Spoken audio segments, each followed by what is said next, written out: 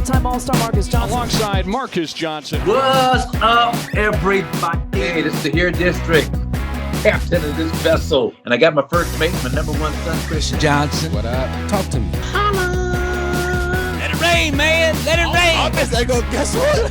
We're going back into the show Friday. Can't pass us all the breakfast. Can't pass Go fight. Welcome, everybody, to the Here District, Marques Johnson. You're listening to a Bucks Plus audio production on the Bucks Plus Network. Your weekly pulse on the Milwaukee Bucks, straight from a Bucks legend. This is Here District with Marques Johnson, alongside his son and 1995 NCAA champion, Kris. Here's MJ. All right, welcome to Here District. I'm the captain of this vessel. It's the fantastic voyage. My son, Kris, my first mate, doing it up. And, man, we have got a very, very special guest this afternoon, one of the all-time NBA greats, Micheal Ray Richardson. Let's just get into it. Sugar, what's up, man? How you doing? What's going on, Marques? It's been a long time, buddy. You and Kris. It's been a long time, man, and it's just so good to see you. And, man, just want to jump into all the good stuff you're doing. But before we do that, people may not know, man, our first interaction, our first time kind of seeing each other was 1975. You were a freshman at Montana, right? Yes, sir. Portland, Oregon, NCAA tournament, Western Regionals, and yes, man, y'all had a little white boy by the His name was Eric Hayes. Eric Hayes. I'll never forget him as long as I live. Now, was he a lefty? I was trying to remember. Yes, he was a lefty. He was a lefty. About 6'3", Kris. He gave us like 34, something crazy. I mean, I never heard of him, and he just lit us up.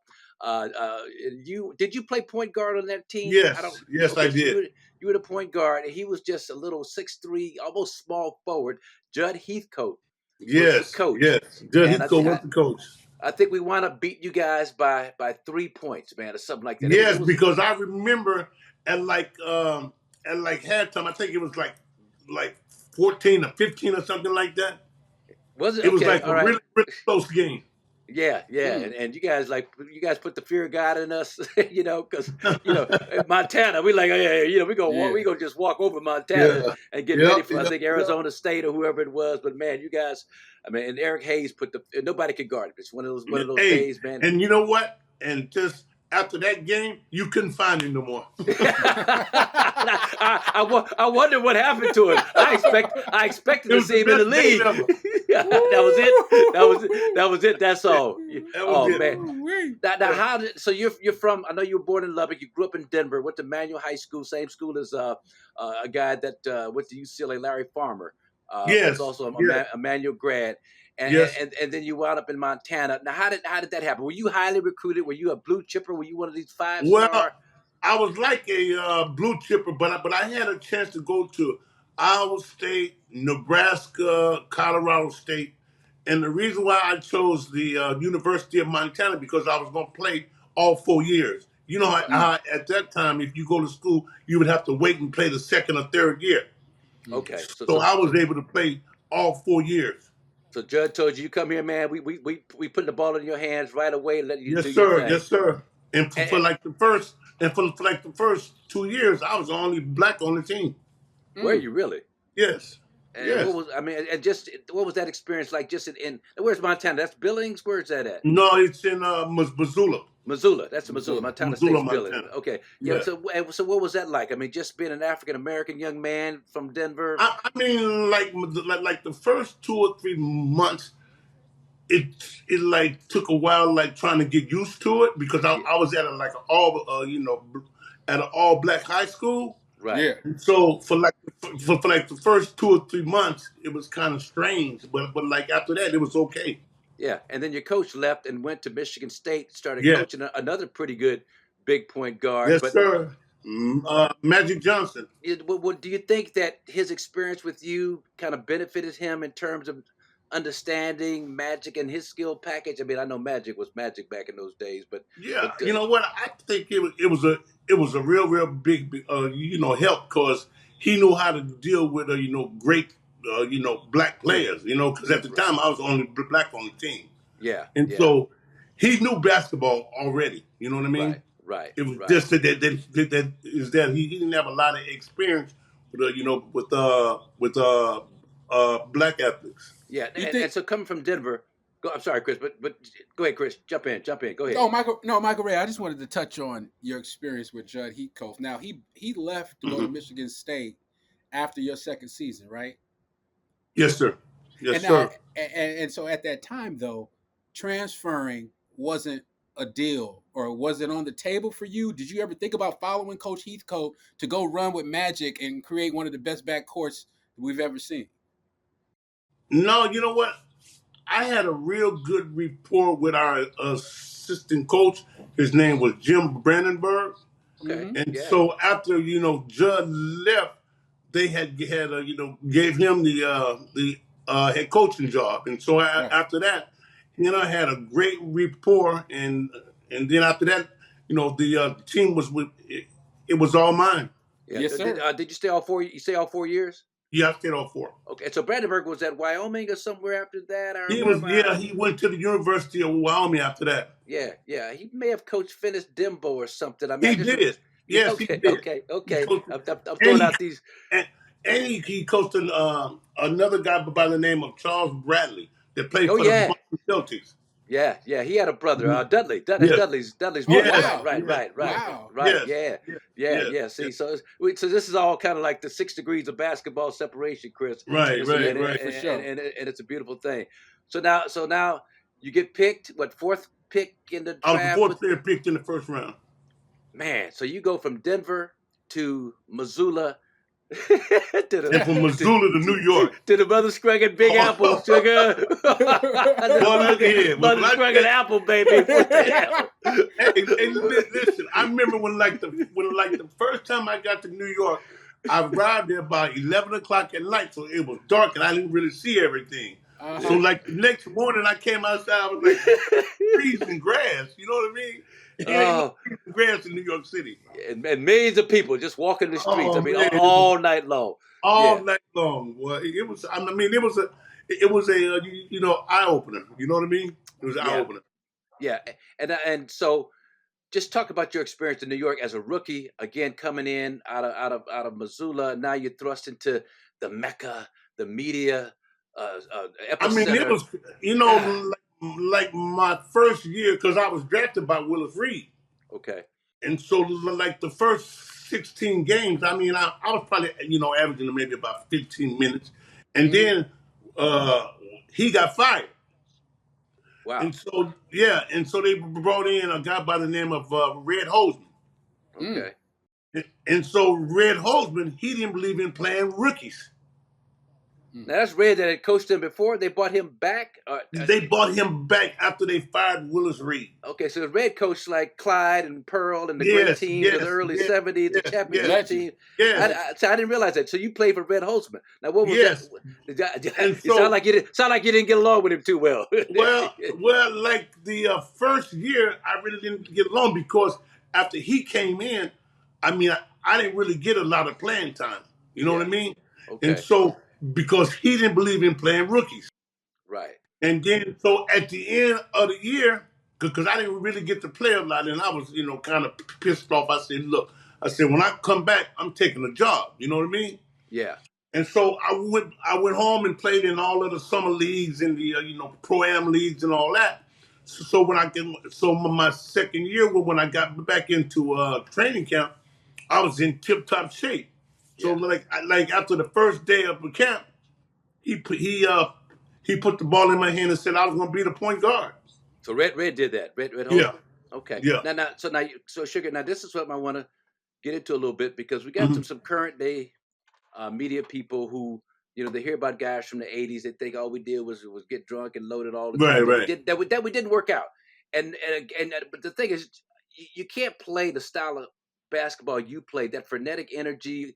Both ends of the floor, dropping 20 at one end, leading the league in steals and assists and all that at the other, unless you're in great shape. What was your workout regimen like, if you can recall back in those days? What kind of stuff were you doing? Well, like back in the day when we played, guys wasn't really in the weight room. All we did was just play games. guys played in the Pro-Am League. Every league, guys wanted to play in every league because we didn't have private trainers or none of that. Right. All we did was just play games. A lot of run. Do you do like track work, any kind of running, bleachers, No, anything? Listen, I never worked out in a weight room. All I did was play games. Okay. But I was in tip-top shape. Listen, I played for 21 years of professional ball. Yeah. And never had nothing but a pull muscle. Wow. That's crazy. Yeah. I mean, I was blessed. You know what I mean? Yeah. So, Sugar, your day, back in those days, when you say all you did was play games, just take us through what it looked like for you on the course of a regular day in the off season when you would be hooping. I mean, morning to evening, was it like 7 to 8 in the morning? What I would do was, yes, like what I would do, I would like you get up in the morning and go to the gym. Like where I live, we had a place called Red Shield Community Center, and so all we did was just have all kind of summer leagues, all kind of winter leagues. Yep. And so all we did was play. Who is that? Who's that old man right there? What up? Bird? What's up, Bird? What's up, baby? How you doing, Bird? Wow. Doing fine, brother. Everything's good. Otis Birdsong, the number 2 pick of the Kansas City Kings. Yes, A quick story about Otis Birdsong. We played Otis our senior year. He's at Houston. I'm at UCLA. We got this defensive stopper by the name of Raymond Townsend, played for the Golden State Warriors. First Filipino to play in the NBA. Bird is averaging about 30 a game that year. Yes, Raymond holds him to 12 points in the first half. Raymond comes into the locker room at halftime, Sugar. He's like, yeah, I'm locking him up. We're like, get him, Ray. You got him, Ray. You're the best. You're the best defender in the country. Get him. Bird came out in that second half, dropped 30. He finished with 40. he finished with 42 points that game. After he really stopped him, did he? Yeah, no. He stopped him. He slowed him down in the first half, but Birdsong came out in the second half, busted him up, man. Good seeing you, Otis. Great seeing you, man. Everything good? MJ, I hate the photo bomb, but I was telling Michael today, bro. Just hold in there. Your Hall of Famer is coming, bro. I appreciate that, man. You're Hall of Famer, bro. No doubt. Well, thank you so much, man. I appreciate that, man. Thank you, Otis Birdsong, man.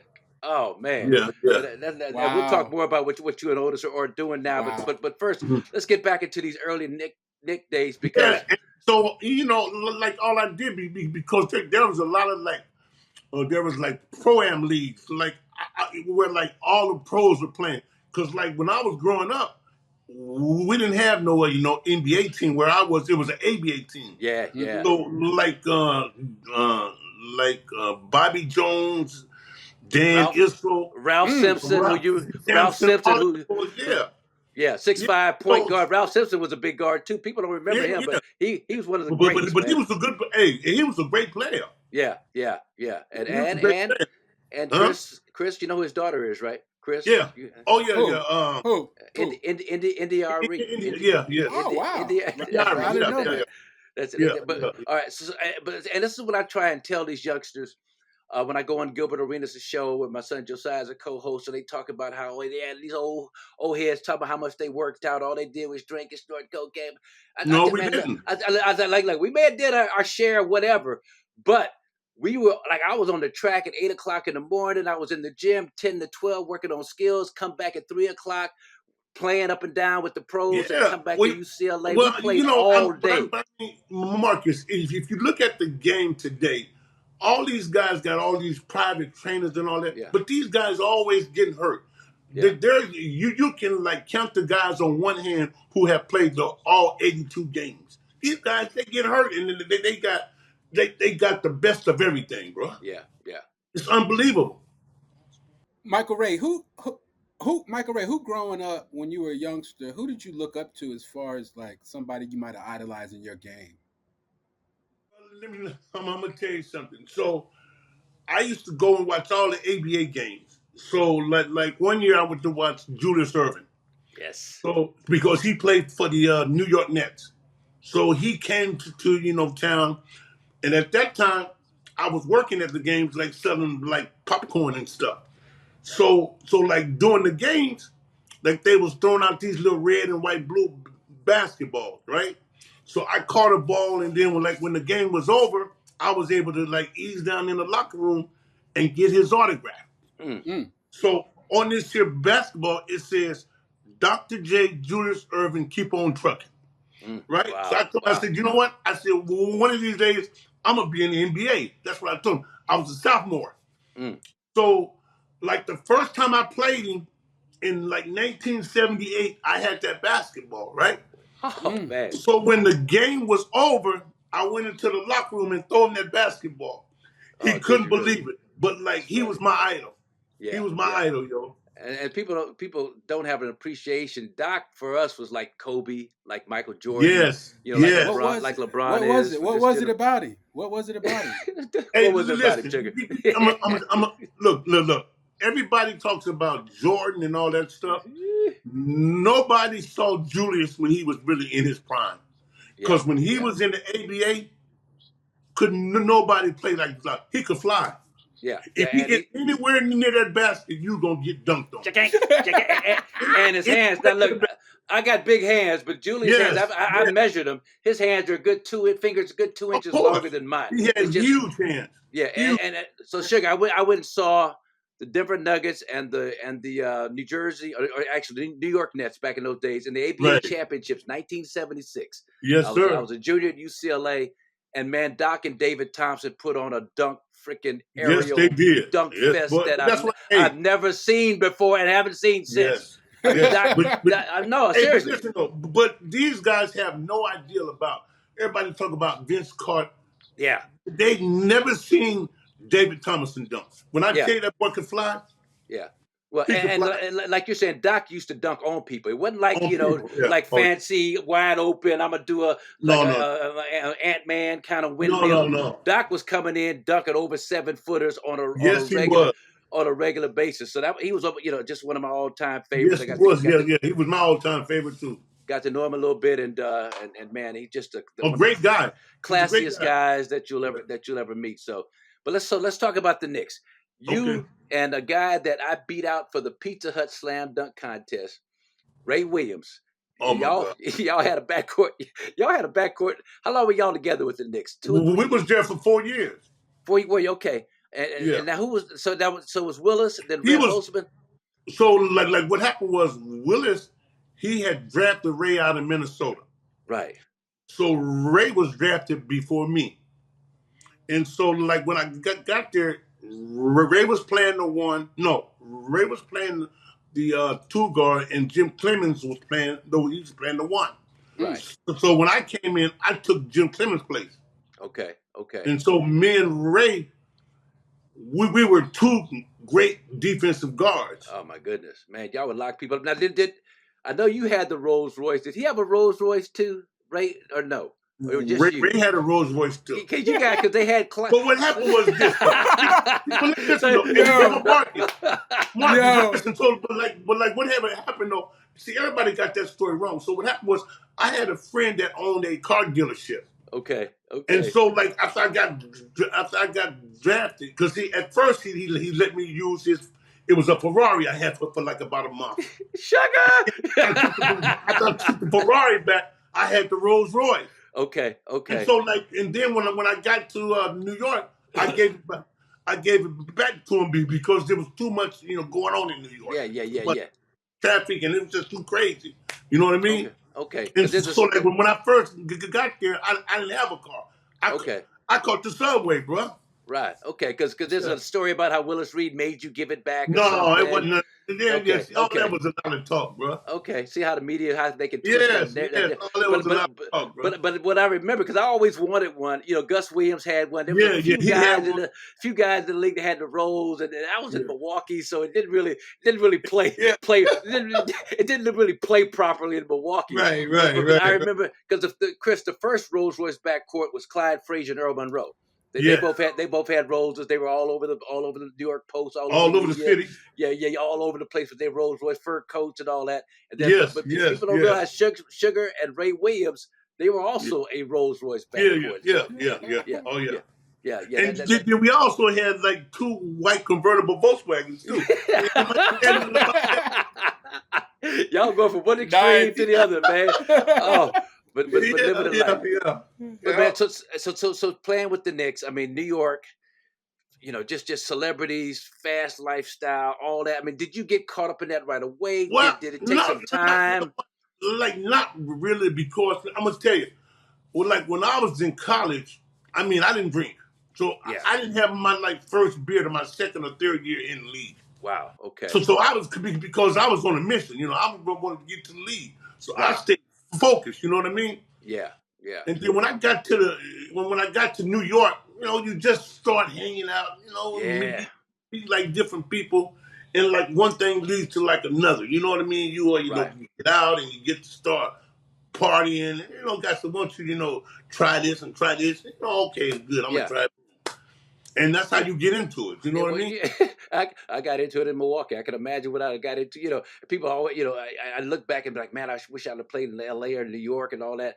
God had me right where he needed me to be. Yeah, I had enough trouble. I had enough trouble handling Milwaague, sugar. If I'd have been in New York, yeah, but I'm gonna tell you something. But one thing about them, alcohol and drugs, it was everywhere. Yeah. So it wasn't just Right. Milwaukee and New York. It was everywhere at that time. You know what I mean? Right. You're absolutely right. People don't understand, Chris. We would pull in. I remember pulling into Houston, the Hotel Galleria, I think it was, getting off the bus, and these youngsters had like packets of cocaine right as we got off the bus. Like, yo, homie, I got what you looking for. It was just, it wasn't. We didn't have that protective kind of, incubation. The way it is now. You know what I mean? No. Well, also in the 80s, we're coming off of years where cocaine wasn't looked at as dangerous as a drug as it's looked at now. So the way the perception of it was kind of like weed, probably marijuana back then as recreation. Well, it was. Or what did you guys think? Well, what happened was at that, you're 100% right. At that time, it was like a love drug. You know what I mean? Yeah. Everybody said it was a love drug. All the movie stars, all the actors, and they was into it. Yeah. And then, like what happened, then like in the late 70s and the mid 80s, then they came out with the rock cocaine. Yeah, free base. And then like that took it to a whole nother level. Yeah. That was the worst thing ever. Yeah, and see, because Chris and people out there listening, I mean, I think it was Newsweek or Time. They had like a champagne glass full of cocaine. They were talking about the wonder drug. How it gave you, it was your euphoria, and it made you sharper, and it helped your sex life. Yes, and it gave you all this mental acuity, and it was not addictive. It was not addictive. That was the thing they were pushing. It was just this drug that you could do and have all this energy, and you wouldn't get hooked on it. Man, they lied. They lied. They lied. The problem is, the whole thing with like cocaine, it's not a physical addiction. It's a mental addiction. Yeah. Because like as long as you don't do it, you don't want it. But once you start doing it, you can't stop doing it. You can't stop. You can't stop it. That's the problem. Yeah, but still, Sugar, you were able to perform at a really high level, and make all-star teams, all defensive teams, lead the league in steals and assists in one season, average 20 a game. So, I mean, that must, I know for me, during that time, I mean, I was able to, I don't want to say manage it, but I was able to still perform at a high level and still kind of do some things that I should have been doing back in those days. Well, you know what, and I'm gonna tell you something, and like that's the problem with it, because it gives you that false impression, like I can handle it, I can do this, and I can keep doing what I'm doing on the basketball court.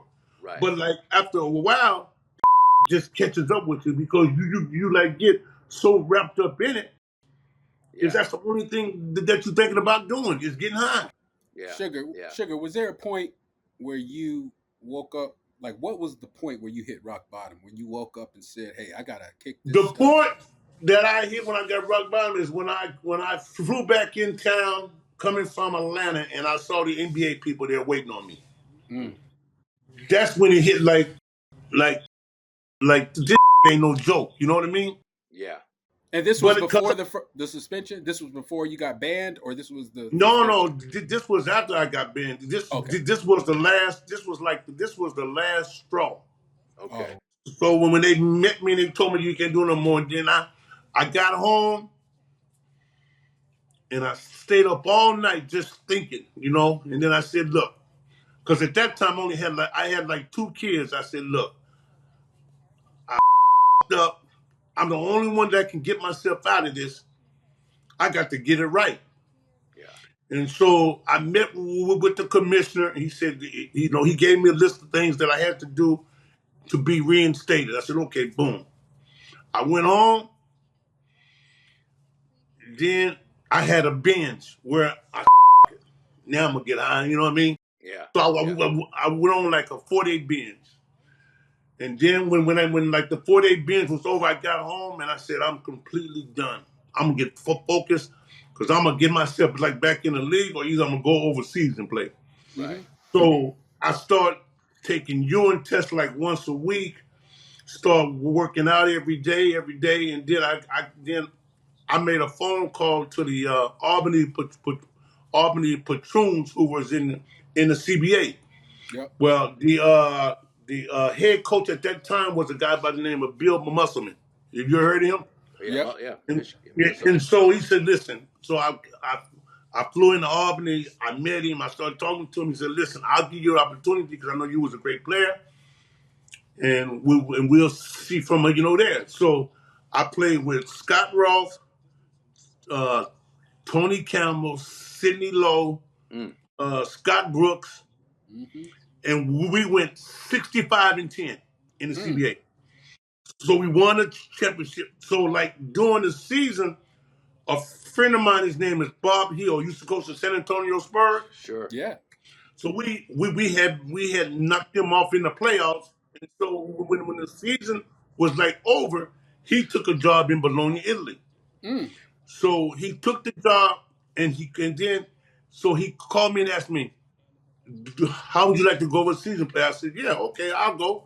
I said, so what's the money look like? He said, it's pretty good money. So he called the guy that owned the team. He said, listen, meet me in New York at a certain time and a certain date at this hotel. I said, okay, cool. So I flew to New York, and I met the owner of the team in Italy. His name was Gigi Pirelli. It was Gigi Pirelli, myself, and Bob Hill. So we sat there. He said, I'm going to give you 2 years at $350,000 a year. Tax-free. I'm going to give you a car. I'm going to give you a house. Everything's paid for. And he said, as soon as you sign the contract, I put $50,000 cash in your bank account. I shook his hand. I said a deal. So this was in like July. So I had to be over there in like August. So I went back and I just played ball every day. Just worked out one-on-one.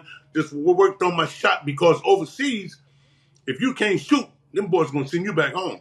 Yeah. So I worked on my game, my shot and everything. So like my first game there in preseason, I gave him 65.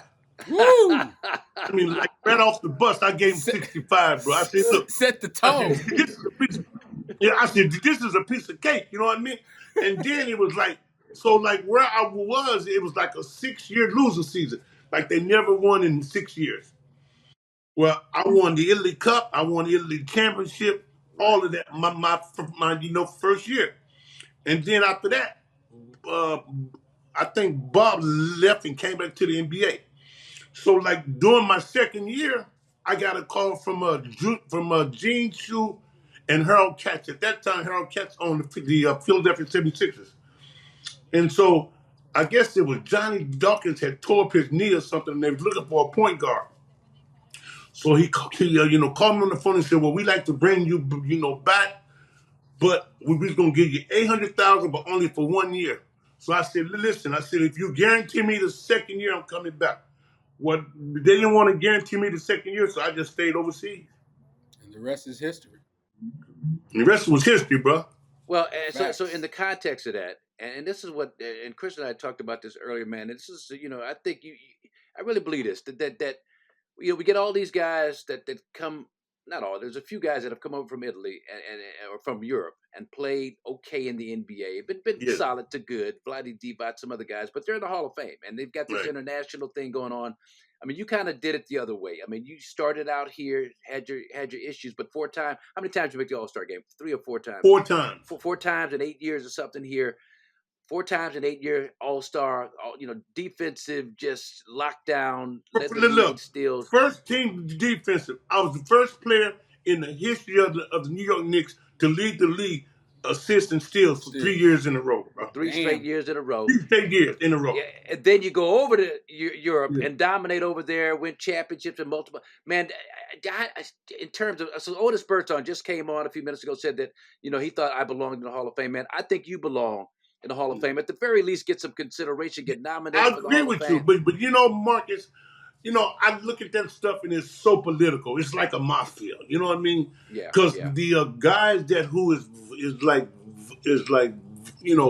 picking players or voting for players ain't looking at the whole really picture. Because really, the Hall of Fame is about your basketball career. It has nothing to do with your personal life. It's what you did in basketball. So if you look at this, so I'm in my college Hall of Fame. Right. I was the number 4 pick in the first round.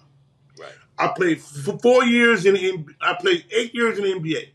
I was a 4-time All-Star, led the league three years in a row, steals and assists. Mm-hmm. All right. I was the defensive player of the year. Okay. Then I left and I went overseas. I won 4 championships overseas.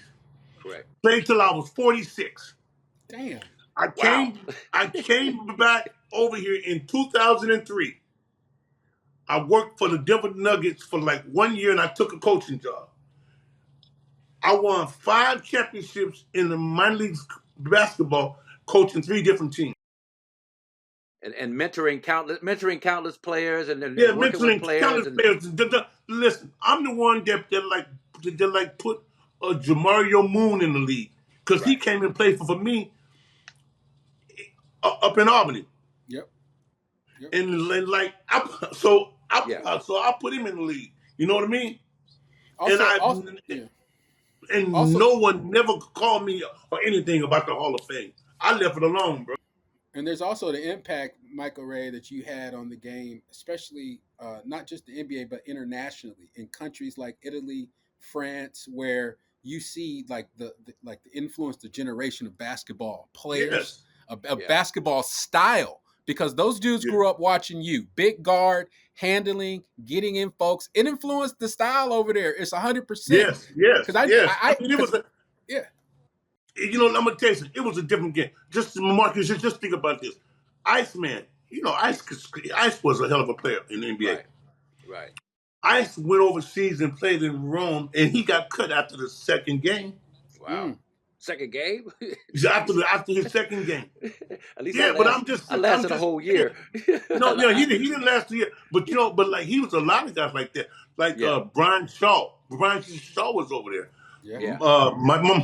Michael Cooper was over there. Yeah. There was a lot of guys over there. Yeah.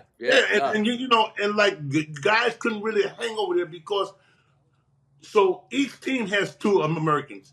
And so during the year, the only players that can be traded or exchanged is the American players. So if you don't do your job, you ain't gonna be there. Yeah, no, I played 1 year, Sugar, in where was that, Kris? Udine.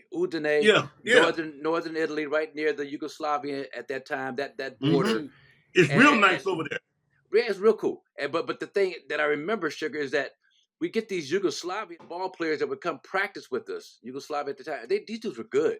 And I was just real shocked. Good. I was like 33, but they would give me the business. These young 23, real good. It's one of those 6'7" forward, really 6'7" forward would come in, and I'd ask our owner and our coaches, like, what pro team does he play for? Well, he's on the second division. I'm like, God dang, he's giving me the business like this. He's a set. So the talent was just starting to pick up over there. Now, getting back though to when you decided to go overseas, I know you had an opportunity to get reinstated back into the NBA. I mean, how do you feel do you feel like you were an example that the league was trying to use in terms of the new drug policy? Even to this day, and I've been clean about 40 years. Wow. And my whole thing is this, Marcus, is that I don't really have a grudge because if I wouldn't have been doing it, I never would have got banned. But in the situation that everything went down, because at that time it was everywhere. Yeah. I wasn't the only one doing it at that time, but I got caught. No, you weren't. You weren't the only one? No, no, I wasn't the only one. And so, like, what happened was, so in No? like that matter, I would say, well, maybe like what he did was he made an example out of me, Yeah. where he can just catch everybody else's attention. Well, it's just look. So I was involved myself. It caught my attention, but it didn't serve as a deterrent. All it made me do was get more paranoid, go deeper underground with it, trying my best to hide the fact of what, it wasn't like, okay, well, Sugar is the example. I'm going to ask for help. It's like, no, I don't want to get banned out of the league for life.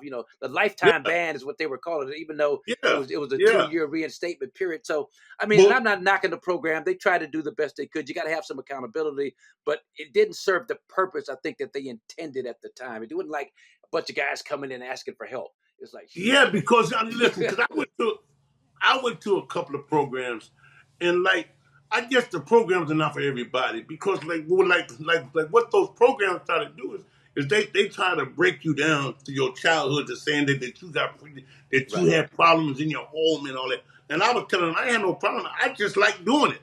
You Yeah. know what I mean? Right. But right. then I had a great family. Yeah. It was just something that like I got into because I liked it at that time. Yeah. So I really didn't, really like those programs right. because it didn't really work for me. You know what I mean?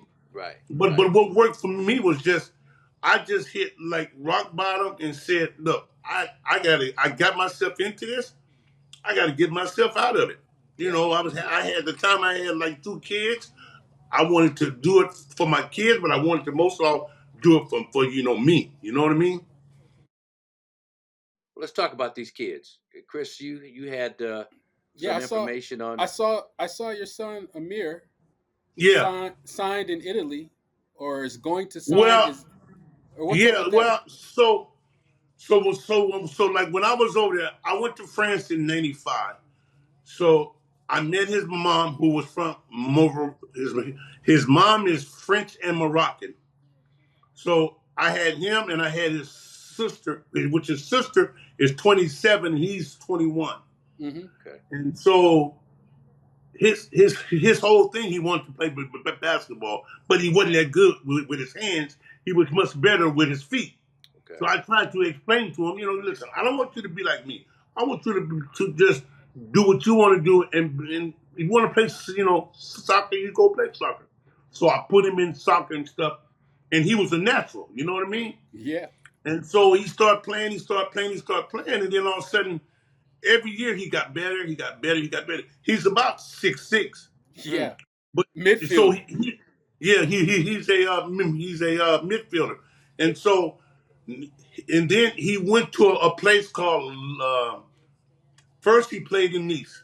So for some reason, the coach in Nice really didn't like him, and so he said, "Look, I'm gonna send him away." So he sent him up to a place called Le Havre. Mm-hmm. So Le Havre was in the second division. Well, they played so well, they like moved up to the first division up in France. Yes, sir. So then after that year, he signed with a team called Reims, and he signed until like 2027. Okay. And so now, since he had a Moroccan passport, a French passport, and an American passport, he chose to play on the Moroccan national team. And since he had such a great season in the Olympics, my phone has been ringing off the hook from teams in Italy. Oh man! You know what I mean? Yeah, I see. And so it was unbelievable, but it's unbelievable. And I'm so happy for him, and I'm so proud of him. You know what I mean? Because every kid don't really get to do his dreams. You know what I mean? Yeah. And so he was able to fulfill his dream. Congratulations, bronze you, medalist. Yeah. You got an Olympian. I watched the game today. Yes, listen, sir. I watched the game today, and they won 6-0. They've been smashing. They've been smashing folks. They've been smashing folks. Yes. It was unbelievable. The game was unbelievable. But let's get back to you, man. So you play. Okay. How do you play till you're 46 years old, man? What's Yeah. that about? You're in your 40s. What the hell's going Well, let on, me man? tell you what happened. So I go to France in 1995. So my American that I played with, his name was David Rivers. You heard of David Rivers? Notre Dame, course. yeah, look quick. Notre Dame. And so what happened was there was another guy, and they had sent him home, and I was a free agent, and they called me. I said, okay. He said, well, I'm gonna bring you in here and see what you can do at 40 years old. You know, everybody thought it was a joke. You know what I mean? So I take a flight. I fly in. So we have like a couple of days of practice, and I let them have it. You know what I mean? Because I can still move. I can still, but I wasn't as quick as I was, but I could still handle the ball and I could shoot. And it's smarter. It's probably smarter. It's smarter. That's why IQ.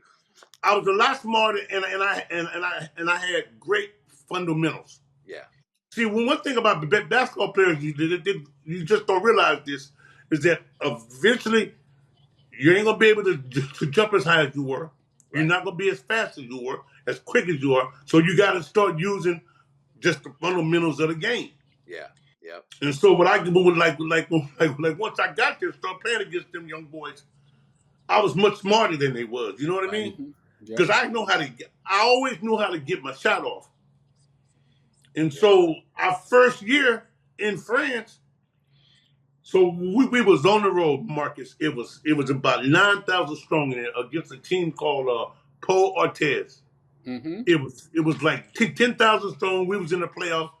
We was up. I think it was like the series was like 2-1. So if we would have won, we was gonna win a championship, right? So I was 1 for 16 for the whole game. Damn. Listen, couldn't buy one for 16. So we was down by 1. So I come to the sideline. It was about 8 seconds left. I told the coach, I'm taking this shot. Nobody's taking this shot but me. He said, "Shut up, you are going to shoot it, right?" I said, "Cool." So listen. So he gave me the ball. It was 8 seconds. I cleared everybody down on the baseline.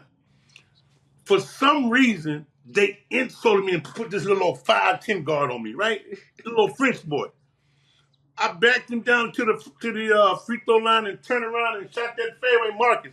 As soon as he left my hand, I took off running to the locker room. Good. Yo, it was screaming in there. When that ball hit that net and went in, you could hear a pin drop. It was crazy, bro. Yeah, and after that, I got another 5 years after that, bro. Oh man, okay. So you must. I mean, like we all do. We respect LeBron James, but man, just to be able to do the things he's doing, Sugar, at 39, almost 40 years old. I mean, just talk about your impressions of him and what you think about his game. First of all, he takes care of his body. He puts a lot of money into his body. $1 million a year. Yeah, $1 million a year. At He's least in great shape. But the game has changed so much. Okay. And so he understands how to play the game. He plays the game really, really easy. And he knows when to run and when not to run. Right. He knows when to jump, when not to jump. So you got to save your energy. Yeah.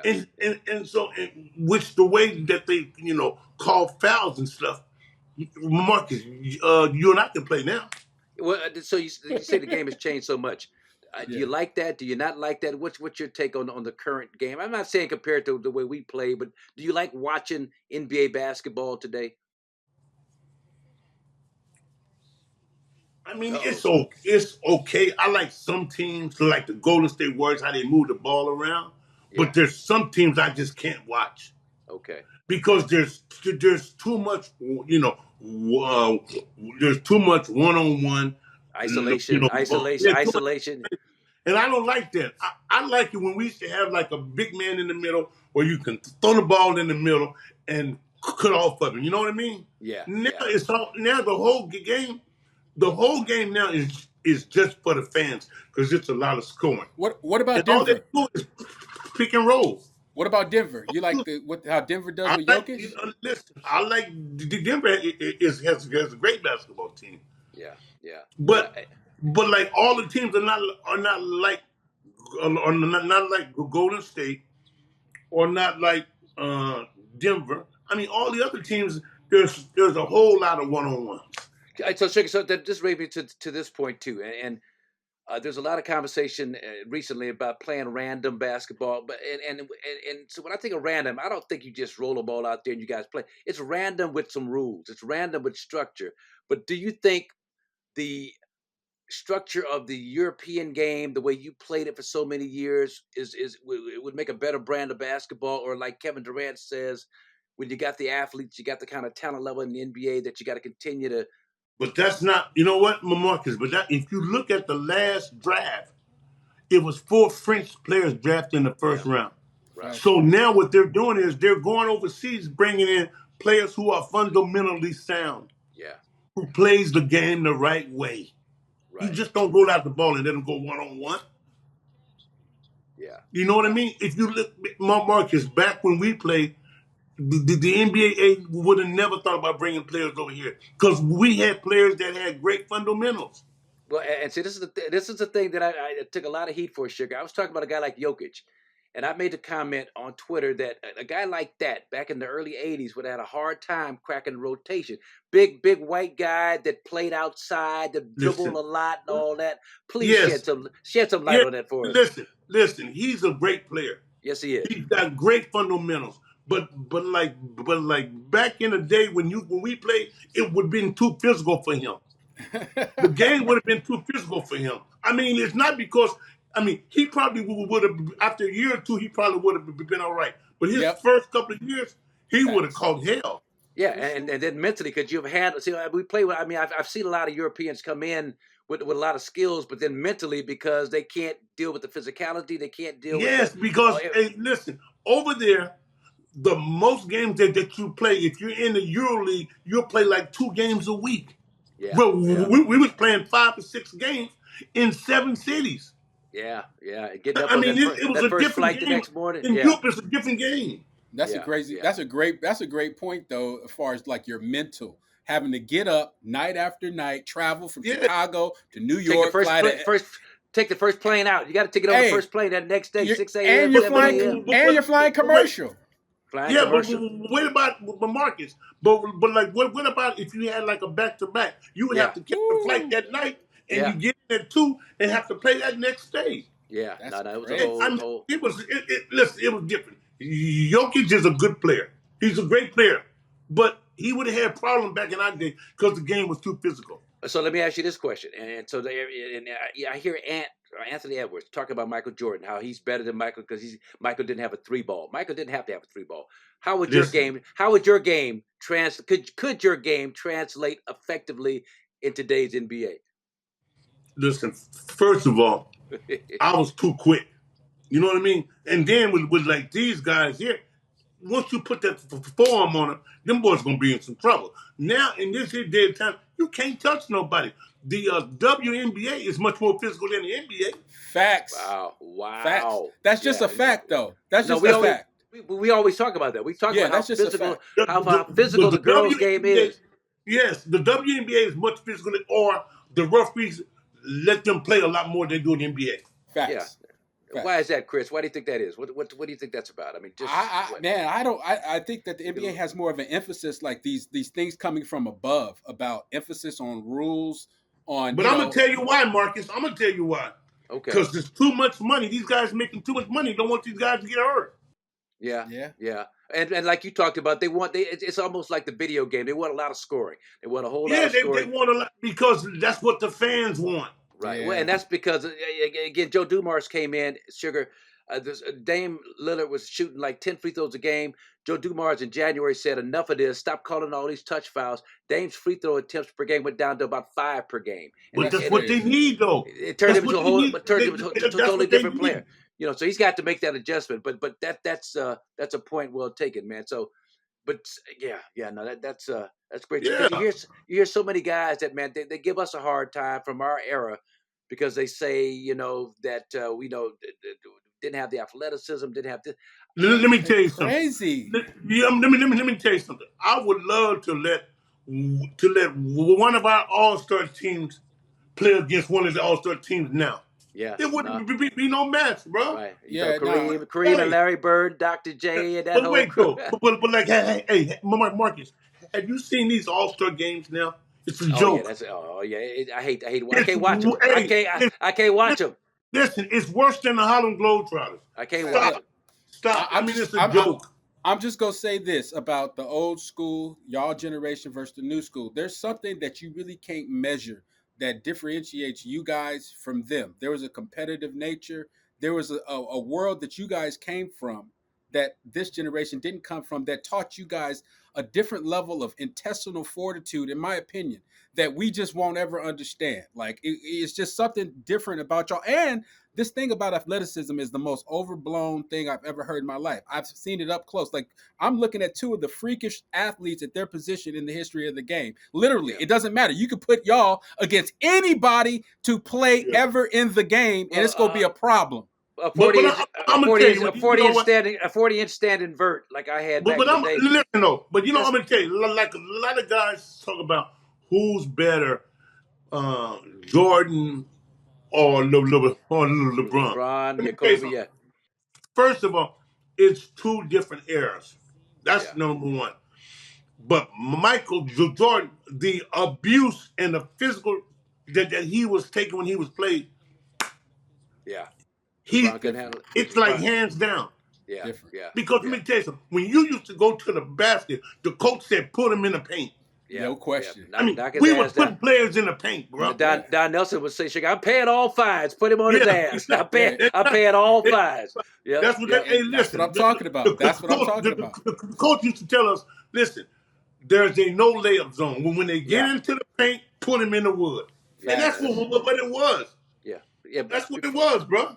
Yeah, and that's good stuff, man. Before we let you go, just tell us what you're doing now. You and Otis, I mean, just in terms of what you guys are doing, how you're giving back and helping out kids. We have a company called Ball Stars Youth Camps, and we've been doing it for the last 15 years, where we go across the United States doing free basketball camps for underserved kids, and we average about 150 kids a week. Wow! And what we do is, it's not only basketball, but we teach the kids life skills. Yeah.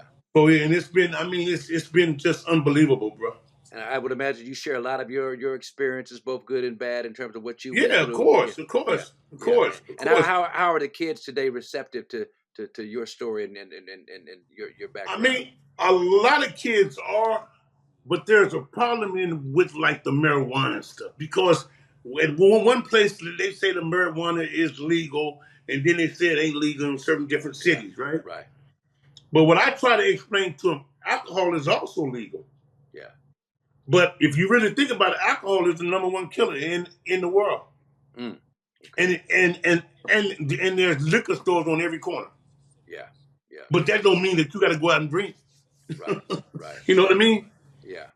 Well, look, man, I'm just so thrilled that you're doing is the kind of stuff that you're doing, man. And I really believe, you deserve some serious consideration for the Hall of Fame, man. And hopefully it'll happen one day. I mean, Marques, I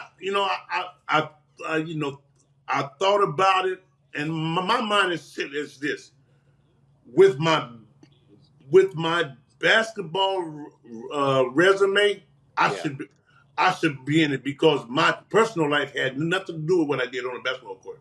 Right. Well, and I'm gonna tell you a quick story. When I didn't make it for the second or third time as a finalist, I forgot which, I was taking my daughter to a basketball tournament down in Orange County, about 45 minutes away. I dropped her off. Before I was going to go in, my phone lit up and it said Clyde Frazier. I was like, oh boy, this is the day after I didn't get in it. I got to answer this. I'll be late for the game. So I say, what's up, Clyde? He's like, man, F these MFers, man. F these mothers, man. F these mothers. I didn't get in. They did, man. They don't define who you are as a player and as a person. Right. Do not allow them to define who you are. And it was one of the most inspirational calls. Same to you, brother. Same to you. But you're 100% right, because let me tell you something. Those people who are choosing people or who are voting people don't have a clue, bro. Yeah, no, but the most important thing is that you were down for a moment, but man, nobody can argue with the fact that you have risen from the ashes like nobody's business. Yes, and the great stuff you've done and still doing, man. You deserve so many flowers while you're living, man. Keep on doing. I appreciate that, brother. I appreciate that, man. Micheal Ray Richardson, sugar. joining us on the Here District. All right, We appreciate you. Okay. Hey, Marcus, but you were the real MJ. See, Kris, I told you, man. See? Hey, I already know. Yeah. I appreciate that, brother. Thank you so much. This has been a Bucks Plus audio production.